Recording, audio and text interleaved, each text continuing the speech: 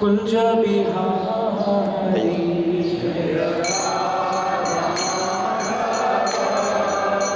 कुंज बिहारी जय राधा माधव कुंज बिहारी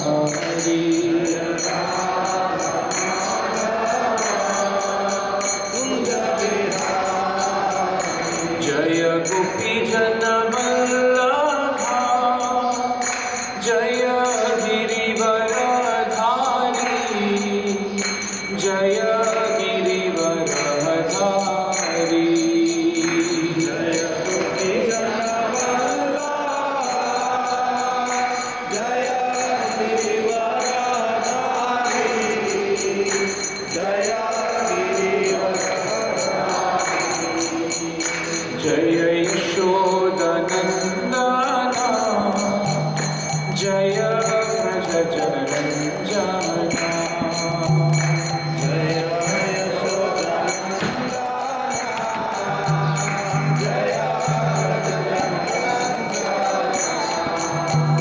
जय जय यशोदनन्दना जय व्रज जनरञ्जना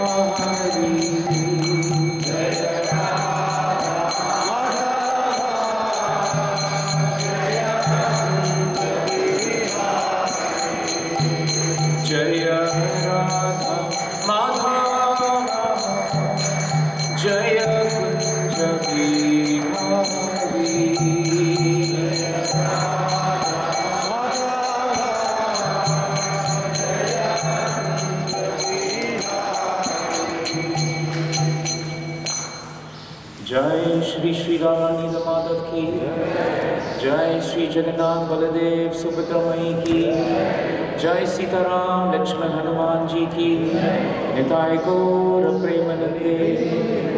ओम नमो भगवते वासुदेवाय। ओम नमो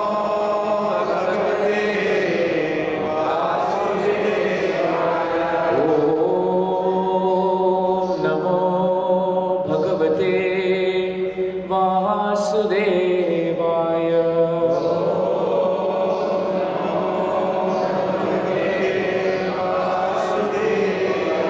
ओम नमो भगवते वासुदेवाय।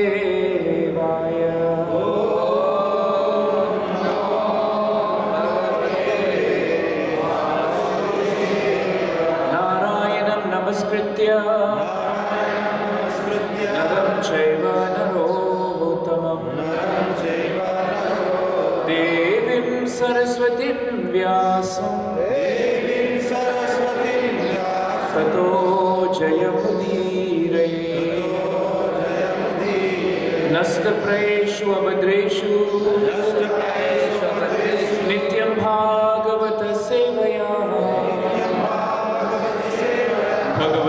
उत्तमश्लोके भक्तिर्भवति नैष्टिकी। Jai Grantaraj Srimad Bhagavatam ki. So we welcome all devotees today on the auspicious occasion of Gita Jayanti. Jai. Maharaj was so expert in reading the Gita that I remember in the mornings when he was shaving, when he was getting ready, he would just be chanting all the verses, all the chapters. He'd be so quick in chanting that sometimes we were outside and we didn't know which shloka he was doing.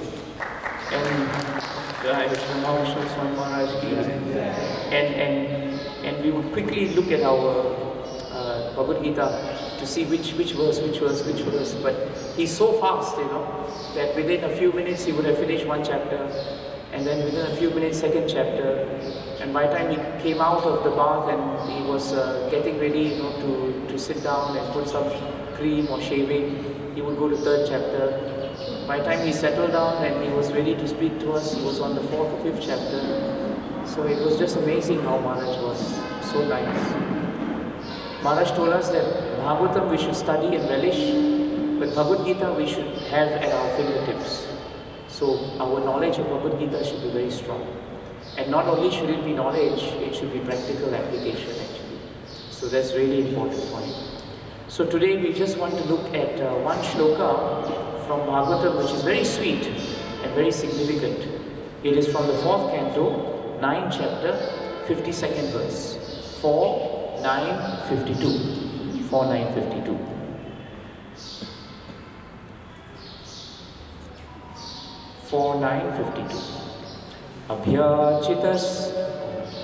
Abhyarchitas tvaya nunam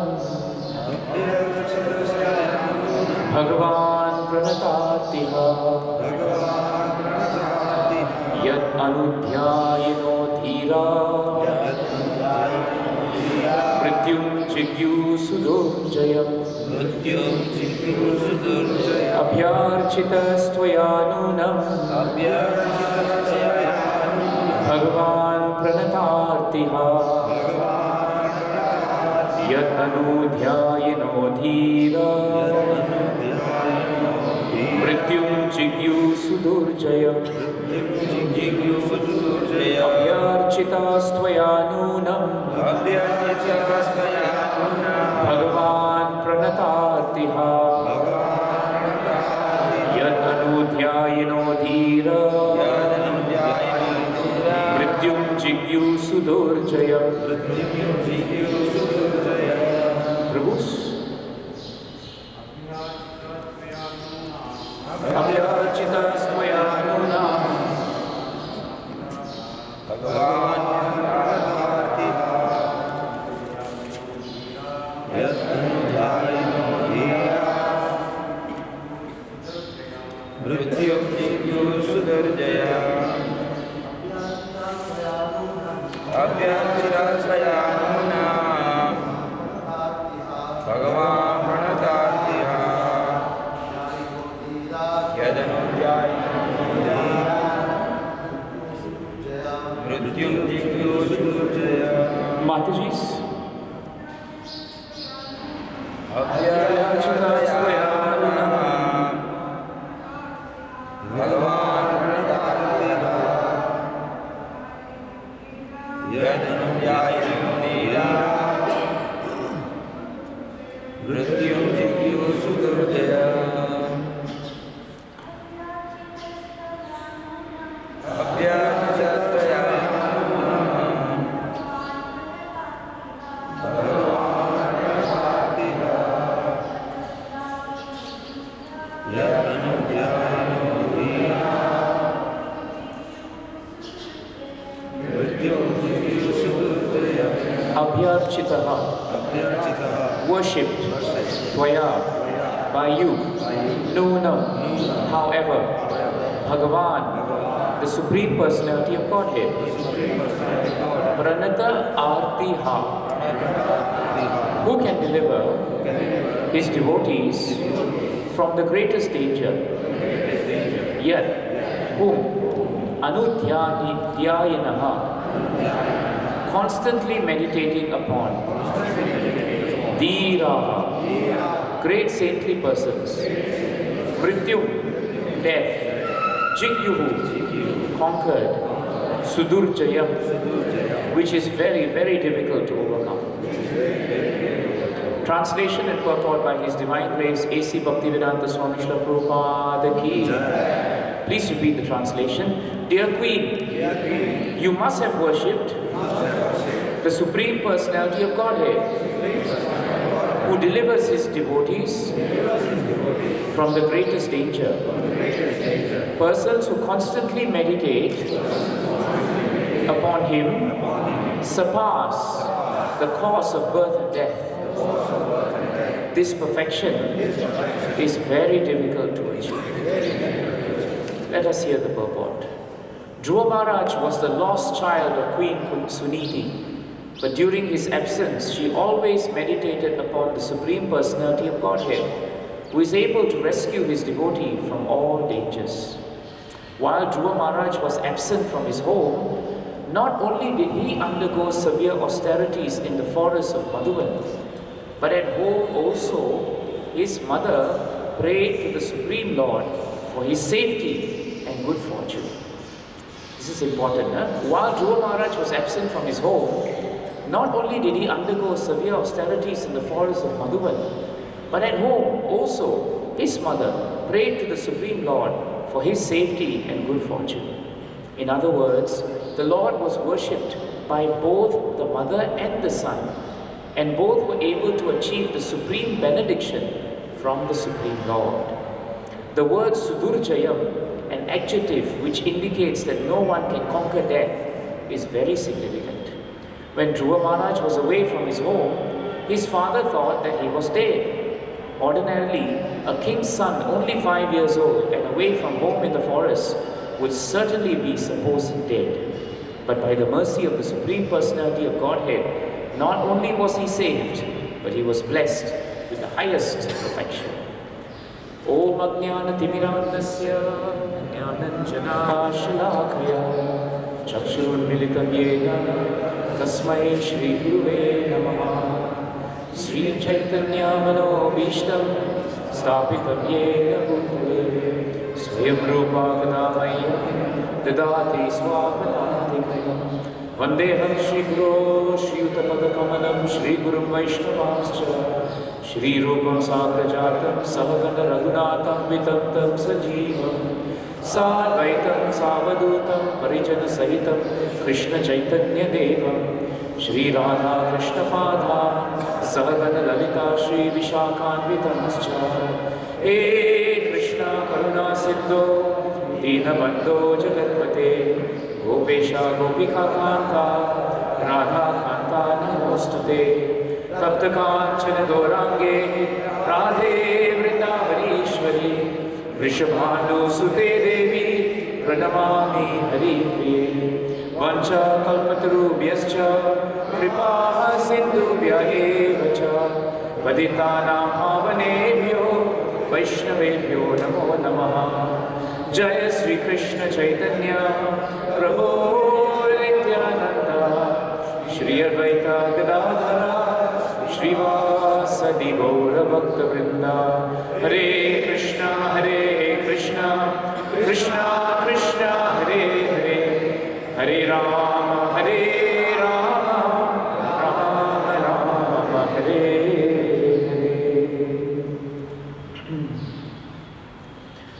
So we want to also welcome Samajas Prabhu, Jai, thank you for being here.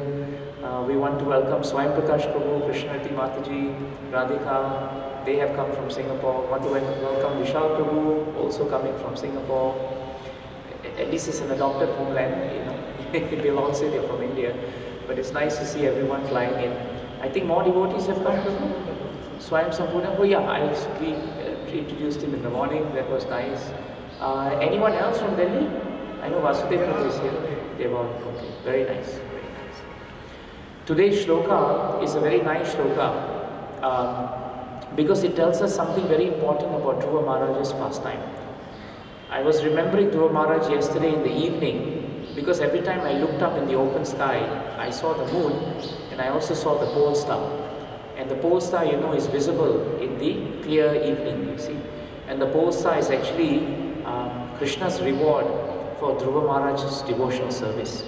And Dhruva Maharaj is so powerful and so favored by Krishna that even if we forget everything in this world, when we see the pole star, we are remembering Bhagavatam because of Dhruva Maharaj. He is so famous, so powerful, that even after so many years, we may be sitting in Rajkot, but if we look to the sky and we see the pole star, we can remember Dhruva Maharaj. And Dhruva Maharaj's achievement is superlative, meaning to say it is so great, because he was just a 5-year-old boy, and he had nothing with him, no qualification, no proper education, no sufficient maturity. He had nothing with him. He was ill-equipped, but he was such a Kshatriya that he was insulted by his stepmother, Suruchi, and because he became so upset that his brother Uttama could sit on his father Uttanapad's lap, but he could not sit there. So he felt very insulted. And like a true Kshatriya, he came running to his mother. Of course, a true Kshatriya would go to take up his arms and fight. But he was 5 years old. So his weapon, his protection, his everything was his mother. And so he went to Suniti. And when he went to Suniti, he spoke to her, he cried to her, and he sought her protection. This is a very important point. Dhruva Maharaj had nowhere to go. He did not know who the source of his protection would be. But when a child is young, the child turns to his mother for protection. And so he went to his mother. But luckily, Suniti was not just an ordinary mother. Ordinary mother will try to protect her son, no doubt. But what advice she gives, perhaps that is not the best protection. Because Suniti could have definitely fanned and stoked the flames of Dhruva Maharaj's anger. Because actually Suniti herself was not very well taken care of in the household. Sometimes when you are not treated well, and someone else is also not treated well, and together you two come together, and you both feel this commonality, it is very easy to stoke the flames for each other. In other words, you poke each other. Yeah, he's very bad. Then you say, yes, he's also very bad. You know, he's like that. Oh, I also felt like that. He's like that. So we feel that way. And in material world, we give each other bad advice. We don't give each other good advice. Instead of calming the situation down, we often make the situation flare up even more. Why? Because we counteract. But Suniti, the amazing thing about her was she did not counteract. And in fact, she gave Dhruva Maharaj the best advice. Her advice to Dhruva Maharaj was that what your stepmother said, because stepmother said something very painful to Dhruva Maharaj. Suruchi told Dhruva Maharaj that actually you can sit on your father's lap, but for you to do that, you must obtain one qualification.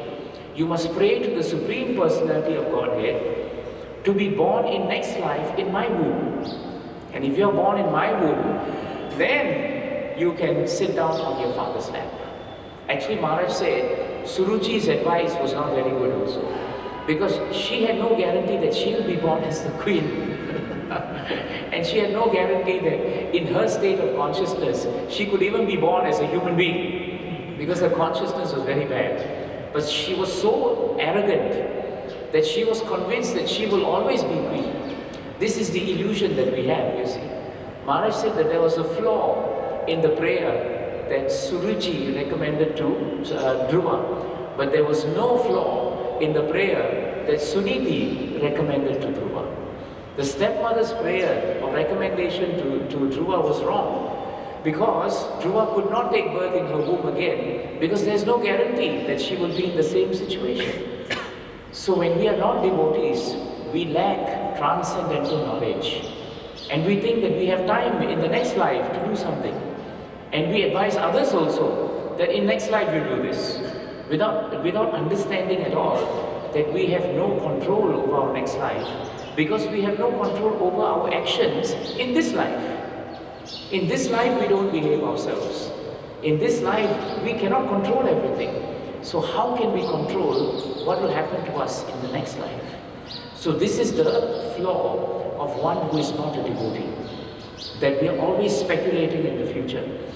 That was Suruchi's position. But Suniti's position was very different. Suniti's position was so powerful that she gave Dhruva Maharaj the best advice.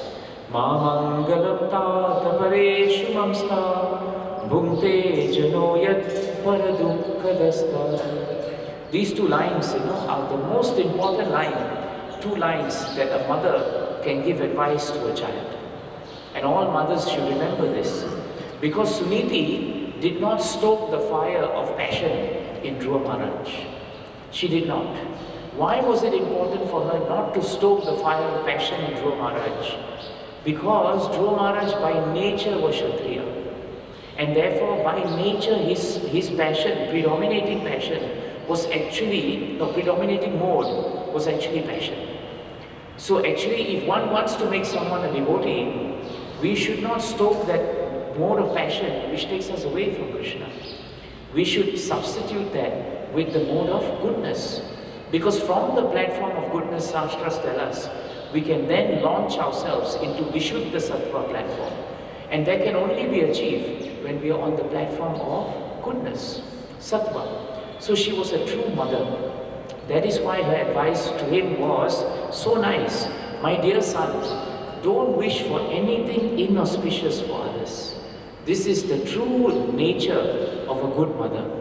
A devotee mother will never tell her children that you should wish inauspiciousness for others.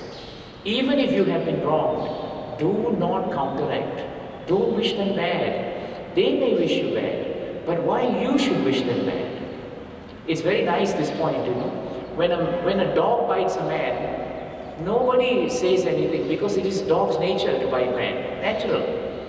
But if the man bites the dog, then it comes in the newspaper, isn't it? Immediately they will say that this man bit the dog, Because everybody knows that it is not normal, it's not human for us to bite dogs. We don't go around biting dogs. We don't. So this is the point. So she's telling Dhruva, do not wish anything inauspicious for your stepmother. That is what she was saying. Politely she's saying, don't wish anything inauspicious for your stepmother. Maharaj asks us this question, how do you wish inauspiciousness for someone? Actually, it's very easy. All you have to do is be envious and angry with them.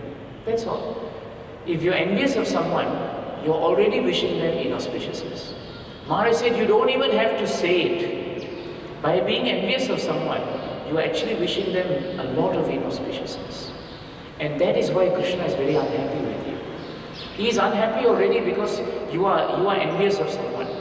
But in being envious, you are meaning inauspiciousness. That is what upsets Krishna more. Because when you're envious, you want something they don't have. That one Krishna doesn't care, because you're not going to get it anyway. But if you mean someone inauspicious, that is something that Krishna does not tolerate. He doesn't tolerate. Because that is the mood of a demon. A demon is always wishing inauspiciousness for others, but a devotee does not. So that's why Dhruva Maharaj was told by his mother that, my dear son, you please don't wish anything inauspicious for others. Why? The second line, there is the explanation. Anyone who inflicts pain upon others suffers himself from that pain. This is the most important. This is the most important instruction from Bhagavatam. That anyone you inflict pain on others, if you inflict pain on others, that same pain you yourself will feel. You yourself will feel. It will come back to you. It's like, a boomerang effect, You know boomerangs, right? Some people, you're in Australia, right? If you throw a boomerang, it has the ability to come back to you. If you're not careful and you throw it, right, it will really come back to you. If you don't catch it, you'll get hit. And this is the effect of inauspicious prayers. Prayers or wishes which are inauspicious, it will come back to hit us. The same people we wish badly, and the things we wish badly upon them, those same things we will have to suffer in our life. We will have to suffer. It's a terrible thing, but it will happen. And that's why she told her son, Dhruva, you don't be angry. Don't be angry. Don't wish inauspiciousness. And she told him something very important in that shloka also, that what your mother has said, what your stepmother said, is actually correct. That is very nice. This is a very high level of devotion. Suniti's level of devotion is very high because it's very difficult to take words of wisdom and Bhagavatam from one who wishes inauspiciousness to us, isn't it? It's very difficult, very difficult. But she said, you should take nectar even from poison. That is what she said. And that is what Krishna does also. Krishna, his quality, Bhagavatam tells us, is that from a stalk of poison, he can find nectar. How is that possible? It is. Because if we wish others well, our wishes for them turns into nectar. And that nectar actually decimates the poison in our heart. It's a beautiful formula. If you wish well for someone, that is nectar. So whatever inauspiciousness that you want, that poison is burned by the fire of nectar, by the sweetness of nectar. So therefore, even if we feel that what someone is, we don't like someone, but if he speaks Bhagavatam, we should accept the Bhagavatam. Supposing we are envious of somebody, I don't like him because he's very good, but he speaks very nice points. We should take the nice points. Never mind him, but we should take the nice points. One time, one devotee came to see Maharaj and told Maharaj that in my congregation, there was one leader who was very critical of us reading Bhagavatam. That leader was saying, those who are reading Bhagavatam, they are definitely in Maya. So he was very upset. And he came to see Maharaj because Maharaj is emblem of walking Bhagavatam. And he expected that Maharaj should become upset. He told me, he said, I thought Maharaj will also become upset. And I'm feeling upset, so that's good. If Maharaj feels upset, I'm upset, then it's nice, isn't it? But Maharaj was not upset. Maharaj laughed and he said, this is very good. It's true. Because those who are in Maya, they must read Bhagavatam. They must read more Bhagavatam. That's why they're in Maya. And Maharaj said, that's why Prabhupada made us read Bhagavatam early in the morning. Because in the morning, most Maya is there. Because we have slept so much, we are all in the mode of tamas. We can't even wake up, we are struggling. And then Krishna gives us Bhagavatam in the morning. So that is the best way to dispel Maya. See, this is how you take nectar from the stalk of poison.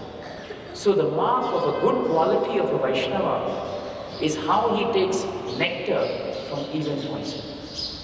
Today is Gita Jayanti, and Krishna introduced Arjuna to the field of Kurukshetra, where Arjuna saw all the great battle warriors who were his kinsmen, who were his gurus, who were his preceptors, who were his grandfather, Bhishma, Drona, Kripa. All of these were great personalities, and he did not want to kill them. So he said, why should I kill them?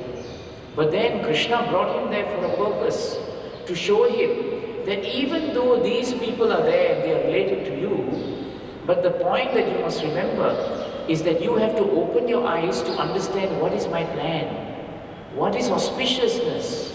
It is not what you think is auspiciousness.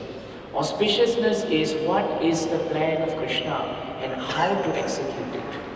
So Suniti knew what would please Krishna.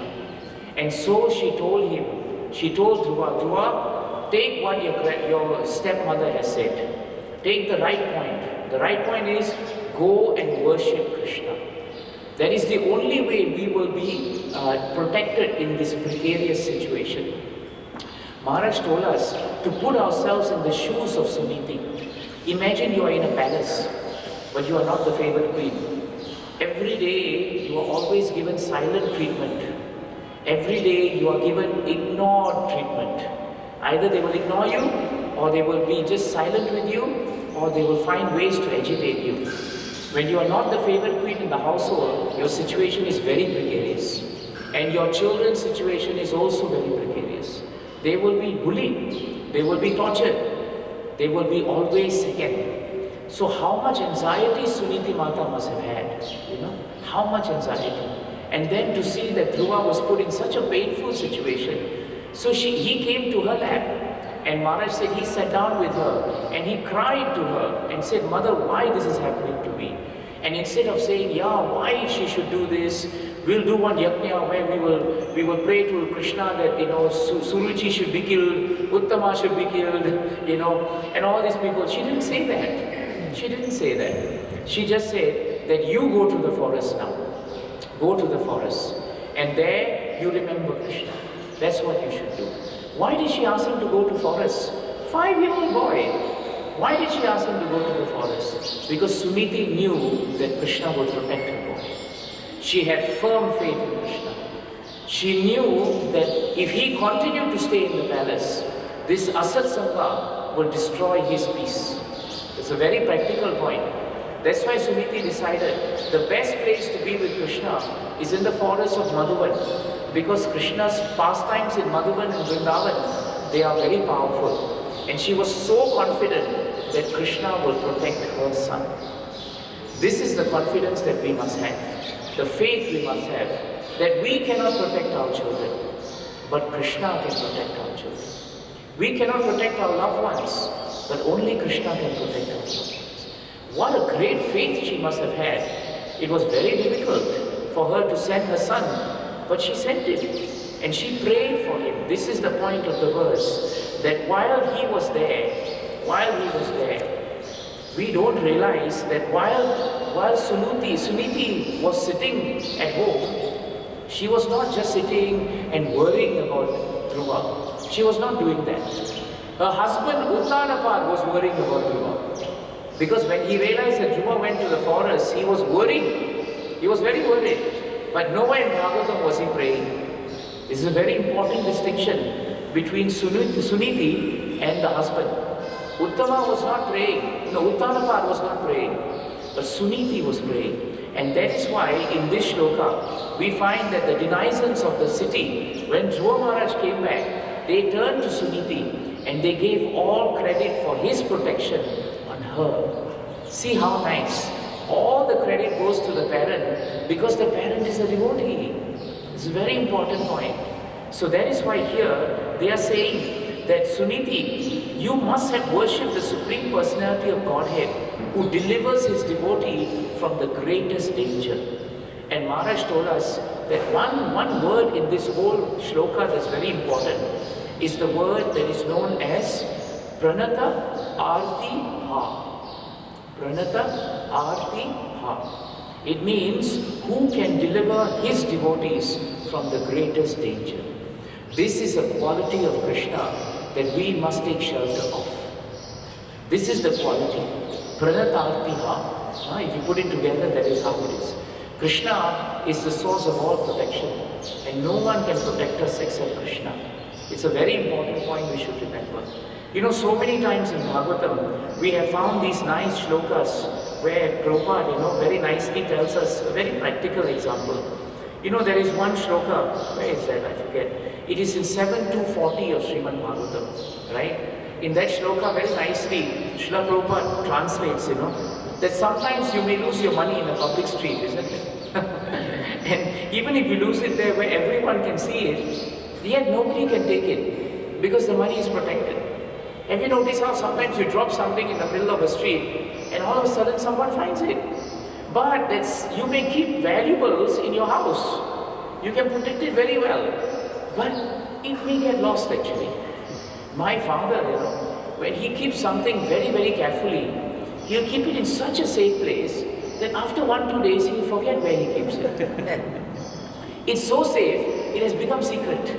So like that, many things we have lost because he has kept it. Then after a while, it's so secret. You say, it must be so secret that I cannot tell someone something.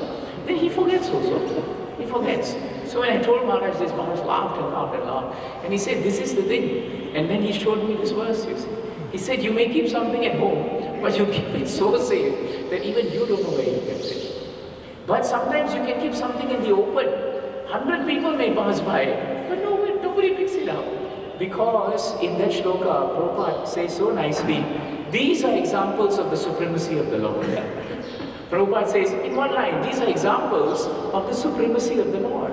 That means, if he wants to protect something, nothing can destroy it. Nothing can take that thing away. But if he doesn't want to protect it, then nothing can protect that thing. Nothing. And Dhruva Maharaj is the same thing. Suniti relied on Krishna's protection. She was dependent on Krishna's protection. That is why in Bhagavad Gita, Krishna tells Arjuna, after so much speaking of Bhagavad Gita in 18th chapter, he says so nicely, Chetasaha sarva karmani. In all your activities, just depend upon me. So if we want to be protected by Krishna, two things are necessary. The first thing is our sincere prayers. Prayers are very powerful. Suniti did not pray for herself. This is the subset of this point. Prayers are powerful, but Maharaj told us prayers for others are more powerful than prayers for yourself. This is a very important point. It is Suniti's prayer that protected Dhruva's devotion. This is the point to be understood. Dhruva's devotion was protected by Suniti's prayer. Suniti did not go to the forest, but the danger was in her son's ambience. It was in his scope. The danger was in his area, but the prayer was hers. That's why, if we really want to wish someone well, please pray for them. Pray for them. Our prayer for others is very powerful. Our prayer for ourselves is not very powerful. Then Maharaj said, then I asked Maharaj the question, if our prayer for others is very powerful, then who's going to pray for us? Who will pray for us? And Maharaj gave a very nice point. He told me that if you pray for others, naturally others will pray for you.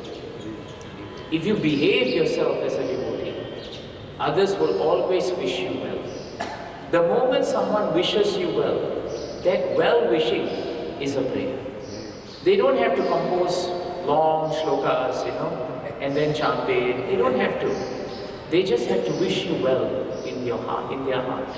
And that well-wishing becomes your protection. That is why our children are who they are. Because they are protected by our prayers. It is our right to pray for our children. But it is also our right to pray for each other. That is what we should do. So it is more important to pray for others. That's why Prahlad Maharaj was always concerned about the welfare of others. You see, all his prayers, is all about the prayer for others. That's why Rantideva was not concerned about his difficulty. He was concerned about the welfare of others. And therefore he prayed for others. But by praying for others, Rantideva is exalted today. By praying for others, Suniti is remembered today just in the same breath as his son. You see? And because Suniti was praying for Dhruva and not for herself, ultimately when Dhruva went back to Dhruvaloka, Suniti was ahead of him. She was already ahead of him. Dhruva was worried. As he was going up, he was asking, where is my mother? She is the one who protected me. See, Dhruva Maharaj realized the greatness of his mother. And as children, we must realize the greatness of our devotee parents. Because they are praying for us. They are praying for us. So when Dhruva went up, he was asking, where is my mother? And very nicely, Krishna assured him, right? All the Vishnu Dutas, they assured Dhruva that Dhruva, your mother is already on the first carriage. She is going already. She is up ahead. So why? Why is it that Suniti was ahead of Dhruva? Dhruva is such a pure devotee. He is Mahajan. He is such a powerful soul. So how is it that Suniti was ahead? Because Suniti's devotion for praying for Dhruva was her qualification. That's why she was greater and more exalted than even Dhruva. That's why she is considered to be the spiritual master, the first spiritual master to actually Dhruva. Narada Muni became Diksha Guru, but the Siksha Guru was all the time his mother, Suniti. So this is the point we should understand. That actually Krishna is so kind that he protects everyone. And therefore Suniti's prayer was actually how powerful her faith was. Her prayer was an expression of her faith. That is why all of us, Maharaj told us, that our prayer is that always we should have the faith that Krishna is protecting us. All the great devotees pray this way because he is Pranata Arti. He is the one alone who can deliver. No one else can deliver. What is that nice verse? Bilvananda Thakur sings, Agre Kuruna Atapandavana Dushashanena Ridivashpratesha Krishna Tadapro Sharananyanata Govinda Damo Daramadaveti. Bilvananda Thakur sings so nicely that when the assembled Kurus and Pandavas were there in that hall and the assembly, Dushasana, in a horrible fashion, he caught the hair of Draupadi Mata. He pulled at her sari. He wanted to humiliate her. But Draupadi, who is also known as Krishna, she had no other source of refuge and no other source of protection other than the Lord. She cried out, Govinda, Damodara, Madhava. She cried out that way, and that is why she was protected. Forget about her protection. Maharaj told us that even Krishna, when he was caught by Mother Yashoda and he was bound, he was in fear, isn't it? And that is the only pastime in Krishna book where actually Krishna exhibits fear. There's no other pastime where he exhibits fear. In all other pastimes, every demon is fearful of Krishna when they are going to be killed. But only in this pastime, Krishna is exhibiting fear. And when he exhibited fear, who did he pray to? Who did Krishna pray to? Yashodaya Ghada Mulukalena Gokantapashena Dibadyamanam Rurodamandam Navanita Bhoji Govinda Namo Daramadaveti. Maharaj said, Bilvananda Thakur says that when Krishna was tied up at the grinding mortar and the rope, which is normally used for the cow, was taken by Mother Yashoda, this powerful plunderer of butter, this great powerful butter thief, he softly whispered, Govinda, Damodara, Madhava. So Maharaj said, when Krishna is fearful, he prays to himself also. Because who else can give himself protection except the Supreme Personality of Godhead? Even he prayed to himself. Then why can't we pray to him? This is the point that is so nice. That's why these Bilvananda Thakur's prayers, Maharaj said we only read maybe 16, 18 prayers. In Dwarka, I remember Radhika was there, Gomti was there, and Maharaj went through those prayers so beautifully, and he made them write it down. But then after that, he also told us that there are so many more prayers of Bilvananda Thakur. And he said that sometime we should go through them because they all describe the greatness of the mood of devotees in Bhagavatam actually. Sri Krishna Vishnu Madhukaita Bhare Bhaktanukampin Bhagavan Murare Trayasya Makeshava Lokanatha Govinda Namo Daramadaveti. O Lord Krishna, O Vishnu, O enemy of Madhu and Kaitava demons, O Supreme Personality of Godhead, O enemy of the Mura demon, be merciful upon the devotees. O Keshava, O Lord of the worlds, Damodara, Madhava, please deliver me. So Pranata Artiha, no one can deliver us except Krishna. But Krishna delivers us through his devotees. And that is why Suniti is so exalted. She came, she prayed, and because of her prayer, Dhruva Maharaj was protected. So Prabhupada ends the purport, by saying so nicely that while the son was very far away in the forest, undergoing so much of danger of being exposed to the animals and the wildlife, the mother who was seated in the palace, she was enthusiastically and with full velocity, she was also continuing her prayers for the protection of her son. She was really depending on Krishna, just like Draupadi depended on Krishna, just like the Pandavas depended on Krishna, just like Sudama, He walked all the way to Dwarka because he depended on Krishna. Just like all the devotees of the Lord depended on Krishna. In the same way, Suniti said one place, he was in the forest, they were thousands of miles away, but their prayer was one. Their prayer was one. See the greatness of Bhagavatam, see the greatness of how a Krishna conscious family should be. It doesn't matter if we are far away from each other, but we are linked by our devotional service. We are all a spiritual family of God brothers and God sisters. We are all here because Maharaj is in the center.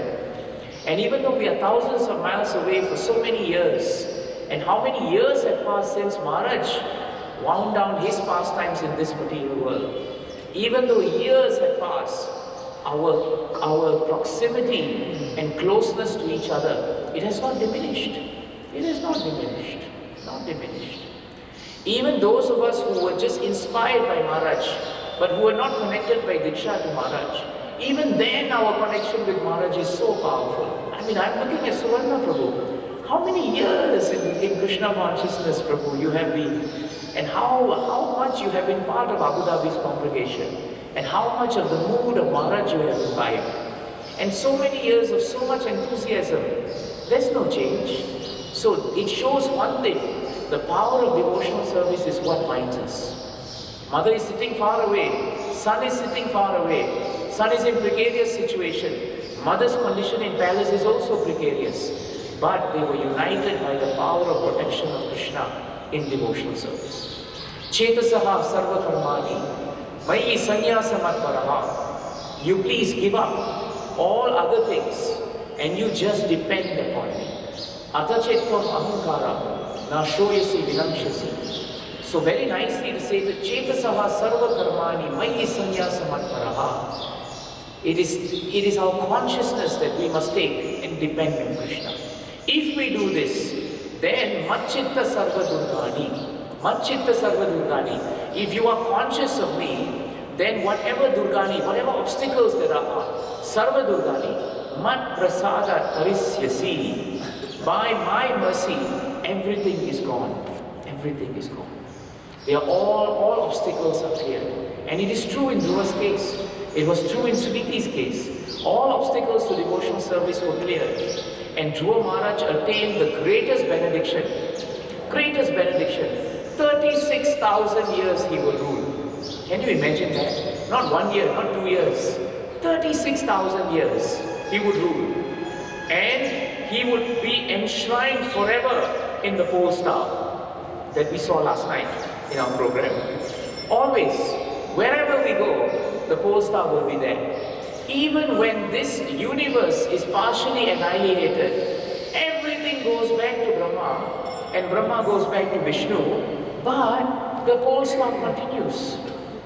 Imagine, what an amazing benediction. The pole star continues.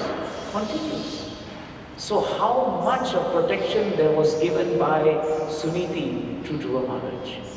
Please pray for others, and in doing so, you will definitely get the prayers and protection, not just of others, but definitely of Krishna. Of Krishna. If you are a well-wisher of someone, even if you are in difficult situation, even if people doubt your character, even if you are put in a situation of anxiety, Krishna as Super Soul, he will adjust everything. He will adjust everything. You remember the pastime of Sakshi Gopal? Where's Sakshi Gopal? Doing some service. Sakshi Gopal. In Sakshi Gopal's pastime, if you remember, the young Brahmana and the old Brahmana, they were on a pilgrimage. And they went to nice Vrindavan, all the temples, and they came to the temple of Gopal. And there they saw the beautiful deity of Gopal. And they prayed so nicely to Gopal. Now the older Brahmana was so happy with the service of the younger Brahmana that in front of Gopalji, he said, "The hand of my daughter is yours. I am giving my daughter to you in marriage, with Gopal as witness." So younger Brahmana said, "Look, we are Brahmanas. Don't in the height of the moment, happy with me, you promise me everything, and then when you go back, you can't." This is not a simple promise, you know. If you promise your daughter to be married to someone, it's a serious thing actually. So the younger Brahmana said, please be careful. But he said, no, I'm ready. I'm ready. I'm ready. So they went back. Now when they went back, the old Brahmana went back to his family. His son, was an atheist. Did not believe in Krishna. His wife also was a bit difficult. Now when he saw his wife, he saw his son, then he came to the ground. He was in the sky. But now he came to the ground and he thought, when I see my wife, I don't think she will agree. Because that young Brahmana was poor. He did not come from good family. He had no money. Definitely his wife will say, have you lost your common sense? He doesn't have enough money. How will he protect the daughter? And that son will never give the daughter to someone in that status. So Brahmana realized now he was in trouble. So what did he do? He just prayed to Krishna. The young Brahmana went to see him. After 1-2 days, gave him some time to rest. Came to see him and said, sir, I have come to keep your vow. Now, Chaitanya Charitamrita tells us the young Brahmana was not running after the girl, but he wanted to keep the promise of the elderly Brahmana. That is very important. But the elderly Brahmana now was in two minds. Now he changed his mind. He said, I can't remember saying this actually. Sometimes we say that, isn't it? Oh really, I don't remember this. Then we say, Prabhu Kali Yuga, our memories are short. Actually, for other things, our memory is long. Mama say, bank balance, right to the end, we know how much we have. But Bhagavatam and other things, we don't remember. So the old Brahmana said, I can't remember.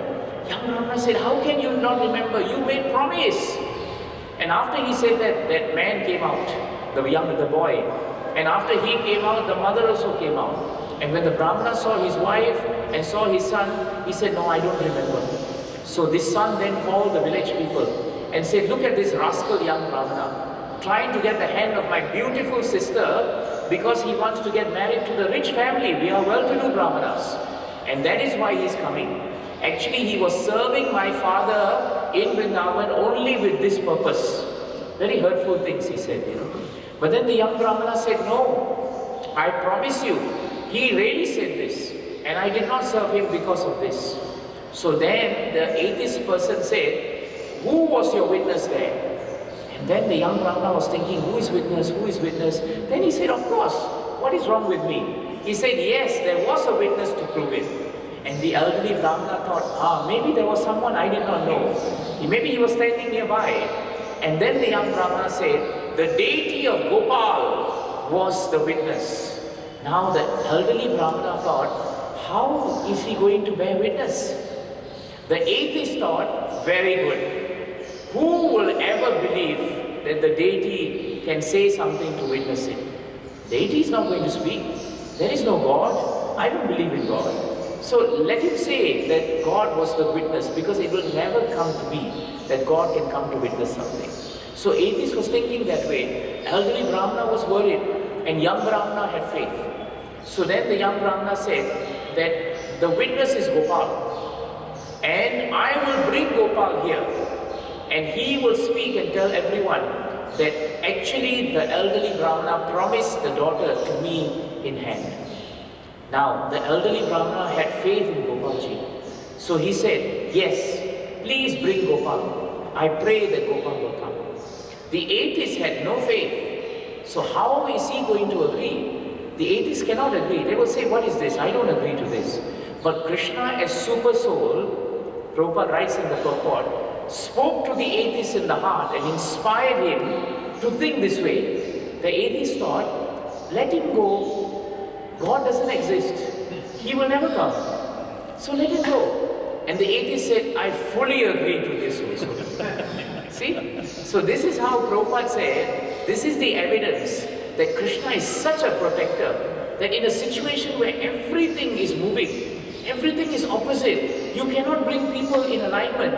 And yet, if Krishna wants, two people who do not have same faith can come together and agree on the same point. Only Krishna can do that. Nobody else can do that. And so, the young Brahmana went. He went to Vrindavan, and he went to the temple of Gopal. Everybody went to sleep. He went to speak to Gopalji. And he said, Gopalji, now I'm in trouble. And he explained to him everything. And he told him, now you must come. And he prayed. And the deity spoke. Gopalji said, I'm very pleased by your devotion. But you know, it is not, I don't know in history of a time when a deity can walk, you know. Normally deity means we just stand there, we don't walk. Then the young Brahmana said, that may be so, but deity doesn't talk also, isn't it? But you're talking. Then the Krishna thought, yeah, actually I'm talking. So if I can talk, I can walk also. So let me walk. I'll walk with you. Only thing I want is one thing. That I will walk behind, you'll walk in front. You should not turn around to see me. You should just have faith that I am coming with you. But in our long journey, at the end of the day, we will stop to rest. And at that time when we rest, you must make for me at least 1.5 kg of rice. So Krishna was very practical, huh? That he had to eat also. So he spoke, now he's going to walk, and he also arranged for his own prasadam, that he should eat some rice. In Chaitanya Charitamrita, the weight is given, you know, the weight of rice is given also. So Krishna knew that he had to take something. So like that, they traveled all the way to the village. And at the appointed time, by Krishna's arrangement, there was sand, you know, and it entered into the anklets. And so the young Brahmana could not hear the footprints, the footsteps. He could not hear the footsteps, right? Which is normally heard by the anklets of Krishna. He could not hear it. So he thought, where is my Gopala? And he turned, and Krishna was there, but he had become in dainty form now. No talking, no walking, and no rice also. He just stood there now. And when he stood there, he had just come to the edge of the village, enough. And the Brahmana ran inside and said, Krishna has come, Gopala has come. And that is why this deity is known as Sakshi Gopala. Because he has come to give Sakshi. So Krishna is the Sakshi in our heart. Suniti turned to him in the heart and prayed to him to protect her son. And Dhruva, when he was leaving, he prayed for the protection of his mother. And in that way, we should always pray for the protection of each other. We pray for the protection of our body so that it becomes a proper instrument in the worship of Krishna. We must have goodwill for each other. Don't mean ill to each other. We may not get along. Our characters may be different, but we must be well-wishers. Everyone is suffering without exception. If you are wishing them ill, do you want them to suffer more? Is that how devotees should think? Even if they cause difficulty to you, you know from yesterday that we spoke on Bhagavatam, that they themselves are harassed by the modes of nature. Why should we find fault with them? Let them find fault with us. It's all right. Time is passing. Do we need to dwell on all these things? Namani anantasya hata trapa patan guyani badrani kritani chaswaran gamparyatam tushtamana spraha kalam pratikshan vimado vimatsaraha. This is how we must pass time. We must pass time in repeated recitation of the holy names of the Lord. And in that way, we just travel the world. Like you all have traveled, we have all traveled now. Now starting from tomorrow, by mercy of Vaishnava Seva Prabhu, we are all going to be traveling, right? So nicely and expertly he has arranged for us. We'll all travel. There's luxurious bus. At least we don't have to walk. We are traveling nicely there. There, full prasad is there. Actually, there's no austerity. When we come to temple here, Vaishnava Seva Prabhu makes it in such a way that we don't have to be in difficulty. These are the prayers of the devotees. He's our well-wisher. He's always praying that we should come and he should serve us. That prayer is his protection. That's why this temple has come up actually, because of his prayers for our well-wisher. So this is how we pray for each other. Jai Grantaraj Srimad Bhagavatam ki, Srila Prabhupada ki, Srila Mahavishnu Goswami Gurudev ki, Dhruva Maharaj ki, Suniti Mata ki, Jai Gaura Premanande. Are there any questions? Any nice realizations? I really want to hear from you. Yes, Kalcha Prabhu, please. Can we have a mic? Just 1 minute, let's have a mic so everyone can hear. I would really like to hear your realizations. So many senior Vaishnavas are here. Really want to hear from you. Just 2-3 minutes, Vaishnavas are here. It's okay? So we have time. Yeah. I should come there. Come. Sorry, Prabhu. I can speak a little louder. Yeah. You know, like those behind us. First thing is, Prabhu, you said how to wish inauspiciousness for someone by being envious and the How to, sorry? How to wish inauspiciousness for someone. Maharaj said that. You said by being envious, two things you said. One is envious, another is? One is, in other words, how we being inauspicious to others, yes. One is by being envious of others, and the other... And anger, yes. Envy and anger. One is when we're envious of others, and the other is when we're angry with others. When we're angry with others, you know, the source is actually envy. And in fact, in the 7.5.15 also, how to give up, there is the connection between envy and anger is there. Yeah. Please explain, bro. Yeah. There's a deep connection between envy and anger actually, right? And it's in the 7th canto. By giving up anger, one can give up envy. Yes, by giving up anger, one can give up envy. This is really nice instruction from Narada Muni to Yudhishthira Maharaj in the 7th canto, 15th chapter. If you want to give up envy, give up anger. When you become angry with people, automatically envy rises. But when we lose our anger of others, then actually we are not envious. That envy also goes. And actually anger is just one word, one letter away from danger, isn't it, Prabhu? So it's very dangerous actually. Yes, Prabhu. Another question, Prabhu. One should never stop the flame of passion if you like them to progress in devotional service. I mean, you know, sometimes you've seen Maharaj, when we go and complain about someone to Maharaj, he actually adds to it. It looks like he's talking our passion more. But our Vaishnava Prabhu always gives the example of between him and Sundar Prabhu also. And he has done it to many of us. So, what is a transcendental thing? Yeah. Sometimes, I'll give you a good example. Prabhupada Prabhu has brought up something that Maharaj used to do with us. If I had a problem with another devotee and I went to Maharaj and I said, Maharaj, this devotee is like this, like this, like this, Maharaj would say, yes, you're right. And then I have become very happy actually.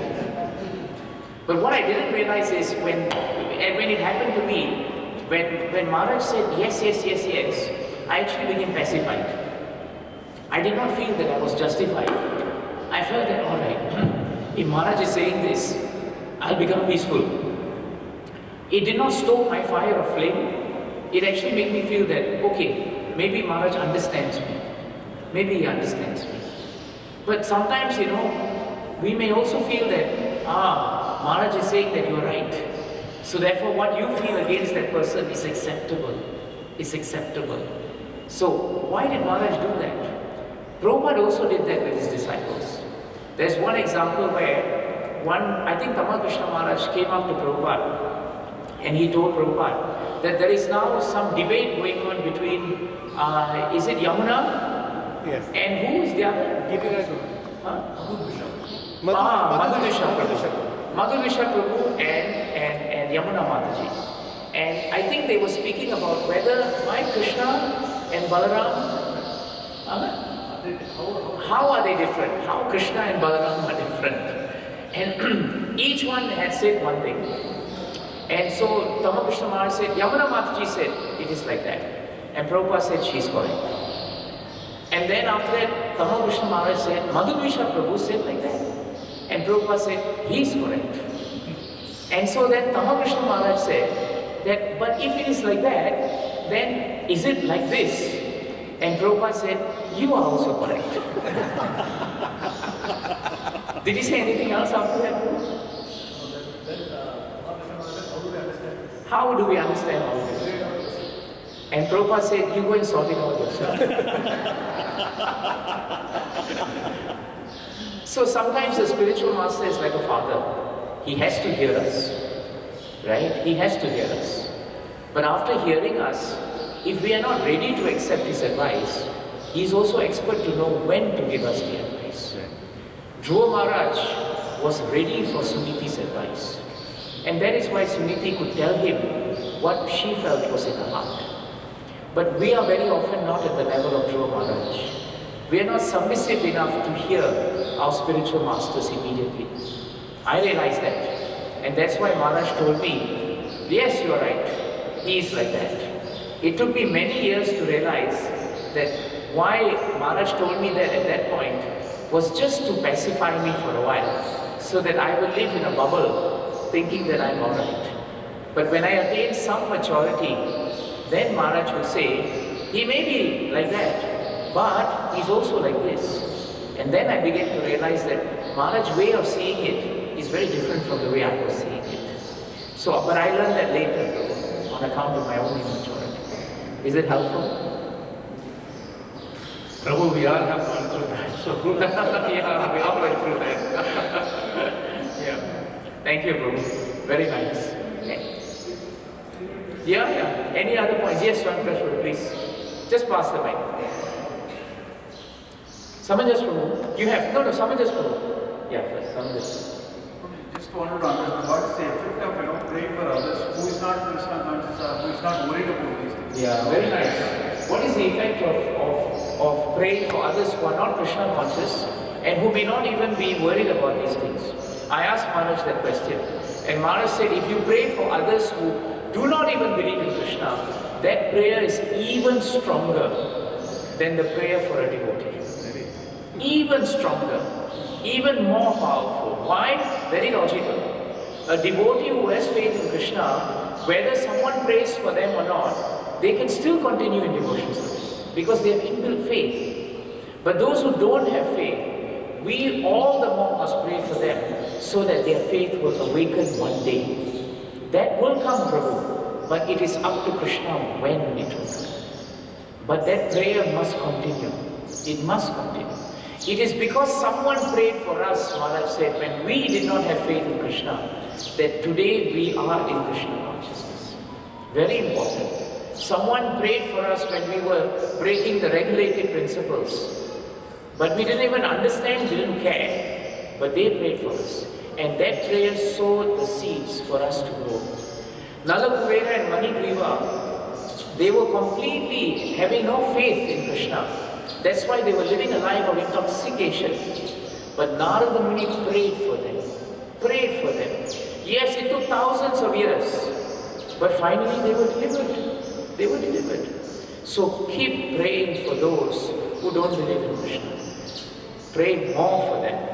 That is also Prahlad Maharaj's prayer.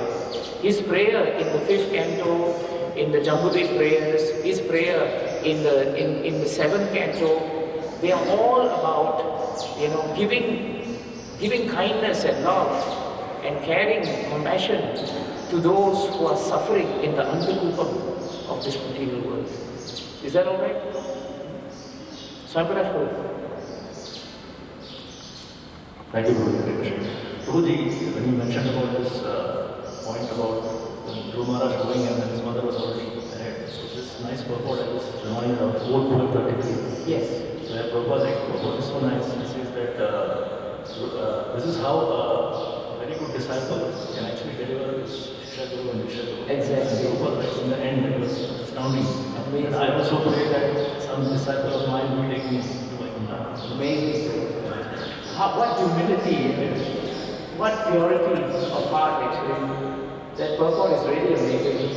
Prabhupada says, in the purport that he prays that someday, one of his disciples who's very qualified, when he goes back to Vaikuntha, that he will bring Prabhupada. At least one of his disciples can bring Prabhupada to Vaikuntha. But Prabhupada is already delivered.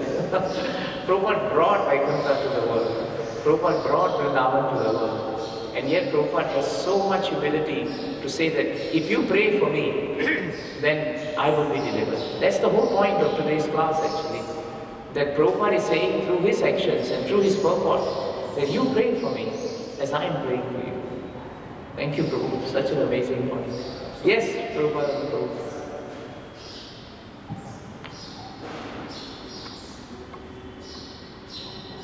Hare Krishna Guru. You have nicely explained about envy and anger basically, and the word danger also.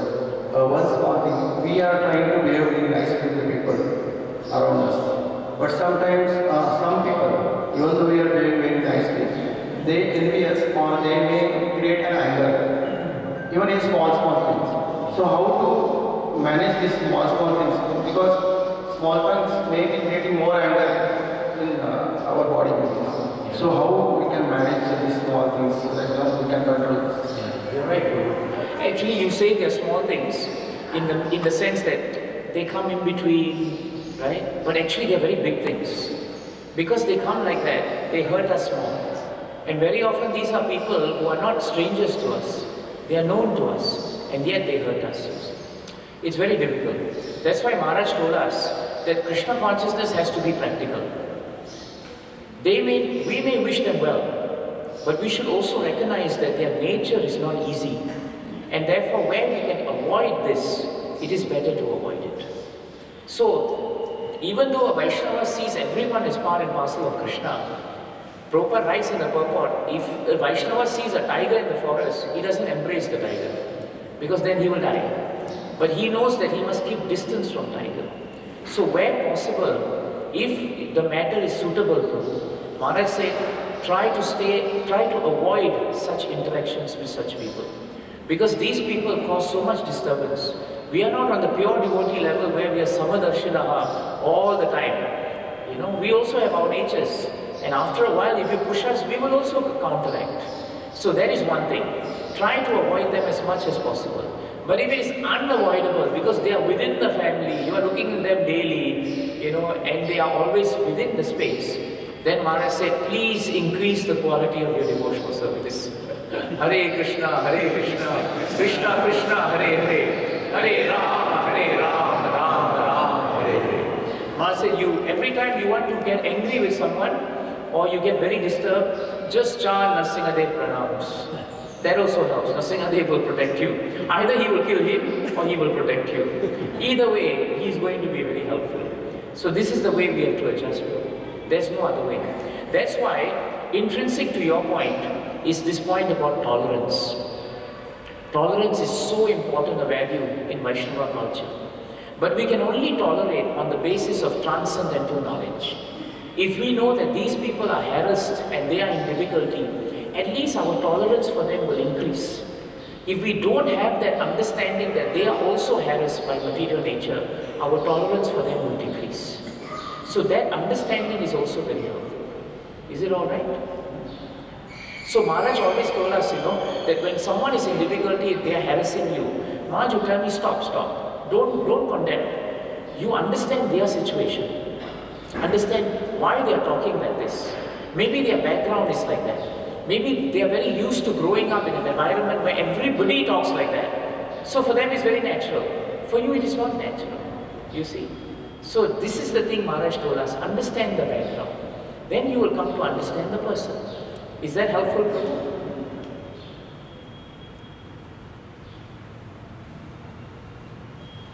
Okay. Yes.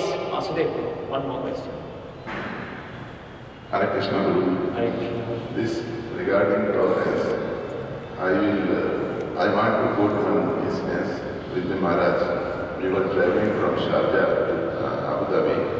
Maharaj had a class there. So on the way, Maharaj was telling that we should tolerate. But I was not able to digest this. Because I was not at Maharaj level. So I asked Maharaj, a person is continuously harassing us. So how we can tolerate it? Continuously harassing us. So it is very difficult for us. So Maharaj said, you have to just tolerate. That is the only way you can tolerate. Just think, ignore him. Don't go with the argument with this type of people. Just tolerate and get out from it. This is the real incident I had with Maharaj. Maybe this was the first conversation, my first conversation with Maharaj. And I took a lesson like this. And I tried to imbibe that instruction in my life. And up to a certain extent, I am getting successful. Hare Krishna. Thank you so much. And this is exactly the point I think Prabhupada Guru brought up. This is the way. There's sometimes no other way. We have to tolerate. And I asked Maharaj, what if we can't tolerate, Maharaj? Then when Maharaj said, when you cannot tolerate, you will die. That's what will happen. You just die. So you have to tolerate. Otherwise you'll die. It takes too much, you know. I know Prabhu is laughing about it. We have to tolerate. There's no other way. We tolerate diseases. The day we can't tolerate disease, the disease takes over. We die. So even disease we have to tolerate. So people also, if you don't want to be consumed by them, you have to tolerate them. But Bhagavatam is so nice, Bhagavad Gita is so nice, they're giving us the tools to tolerate. They give us the understanding that not only you are suffering, others are also suffering. So understand their difficulty, then you will understand your difficulty. It's very important. Like one time I'll tell you, you know, I got very upset with one boy because every time I was asking him to come for the congregation program, he was promising and promising, but he never came. Then one day in the temple, you know, he just came and said, Prabhu, when is your next program? And I said, why you keep asking when you don't come? I was not tolerating, and I said that. Then later his brother came to me and told him that every time he wants to come for the program, but our mother is suffering from dementia. And when she has the attack of the dementia, she only wants him to be with her. And every time he wants to go for a program, he has to sit with her, because on that day only she will want him. And so he sits with her, he chants, and he just tolerates the fact that he cannot come for the program. See, if I was more tolerant, if I tried to understand why he was not doing that, instead of judging him, then I would appreciate why his actions are like that. But I did not do that. I was in too much hurry to judge him. And that is bad, you see.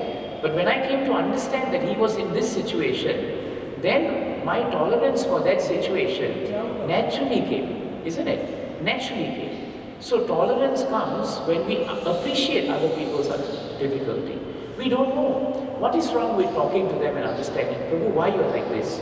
Something is there. Try to understand why they are coming like that. Maharaj did that with us. He asked us so many questions about our background. Why do you think he asked about our background? Because that way he will appreciate our difficulties. That's why he asked about our background. So that he will know where we are coming from, why we think in a certain way, which part of the world we come from. Then he would adjust himself to suit us. Maharaj always adjusted himself to suit us. With Kalchakra Prabhu, he spoke one way. With me, he spoke one way. With Raghavendra Prabhu, he spoke one way. If we share our notes, we'll find Maharaj adjusted very well with all of us. With someone, he was very lively. With someone, he was smashing. With someone, you know, he was very serious. With someone, he was always reading. With somebody, he was just very superficial. But always it was measured. Very measured. Nothing Maharaj did was whimsical or capricious. This is how we have to learn to live in this world. Thank you, Prabhu, for sharing this point that Maharaj gave. Tolerance, tolerance, and tolerance. Jai Grantaraj Srimad Bhagavatam ki. So far we have tolerated a lot from prasadam, but now we should have some prasadam. Huh? Oh, Kirtan. Oh, you have to tolerate more. You have to tolerate more. Good luck. Okay.